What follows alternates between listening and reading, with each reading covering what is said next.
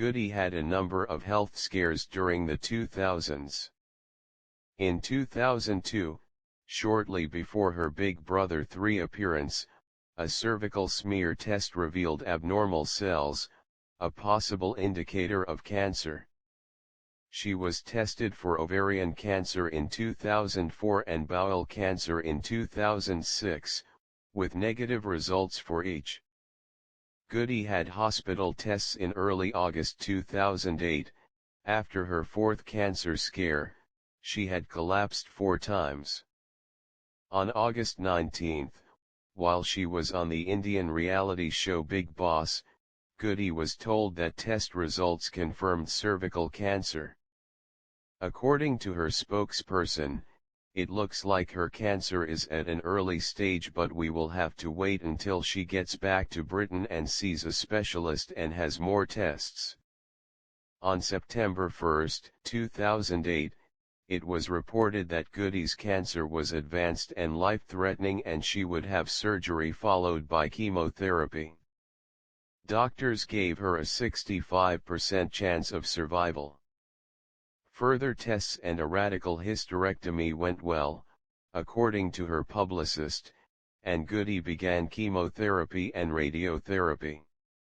In an interview with Irish broadcasting company Root, Goody said she had begun planning her funeral, was losing her hair and had decided not to explain her illness to her children, aged 4 and 5 at the time.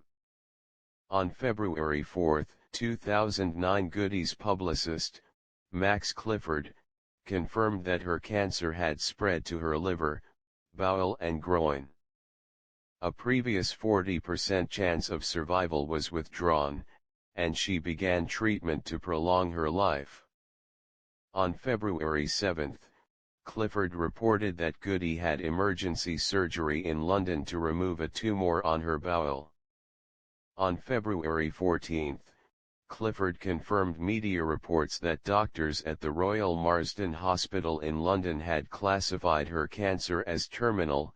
She could die within weeks, and at best was unlikely to survive more than a few months. She was informed yesterday that tragically, she's terminally ill.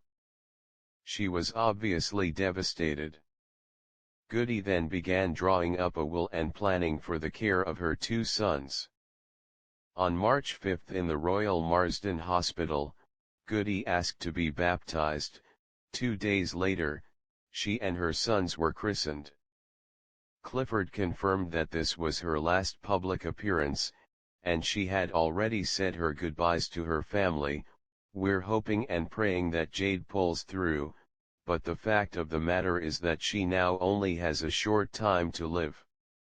He confirmed that during the next 24 hours her doctors could assess how long Goody had to live, but she had a very short time left in any case.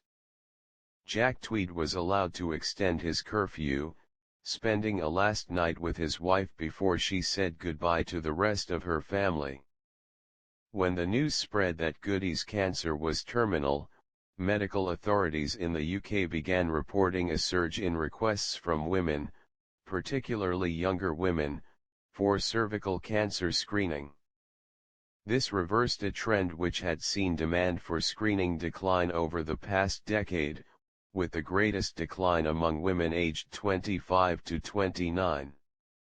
As a result of the publicity surrounding Goody's illness, on March 13, 2009, government health ministers agreed to review the National Health Service policy not to screen for cervical cancer until age 25, age 20, in the rest of the UK. That day, she issued a press release that she was immensely proud to have prompted the review. Goody died in her sleep in the early hours of March 22, 2009. Her reported time of death varies by source. Her mother, husband and family friend Kevin Adams were at her bedside when she died. Goody's death was widely covered by the British media, and the BBC was criticised for its extensive coverage of her illness. The corporation later admitted on their News Watch programme that, upon reflection, their coverage had been excessive. Goody received tributes from all strata of society.